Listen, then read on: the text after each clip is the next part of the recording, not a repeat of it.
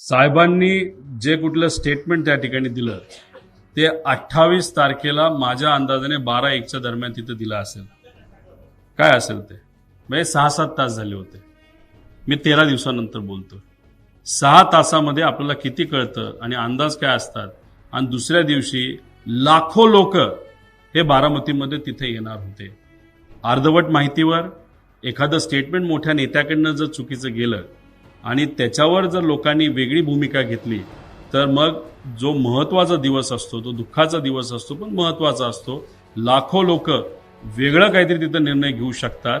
एवढी मॅच्युरिटी आणि एवढा अभ्यास पवार साहेबांचा नक्कीच त्या ठिकाणी आहे. 6 तासामध्ये एखादं स्टेटमेंट देणं 13 दिवसामध्ये स्टेटमेंट देणं याच्यामध्ये नक्कीच त्याच्यामध्ये फरक आहे.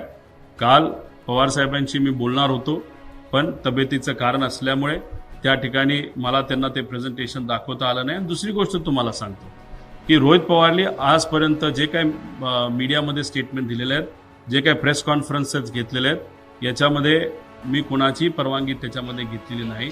विचाराचा पक्का असल्यामुळे पवार साहेबांच्या मनामध्ये काय याचा अंदाज असल्यामुळे आजपर्यंत गेल्या 7 ते 8 वर्षामध्ये माझ्या प्रेझेंटेशन, माझ्या वागण्यावरनं, माझ्या बोलण्यावरनं मी कुठेही तिथं चूक नाही तर कॉन्ट्रोवर्सी केली नाही. त्यामुळे पवार साहेबांना माहीत होतं, टीव्हीवर सातत्याने येत होतं.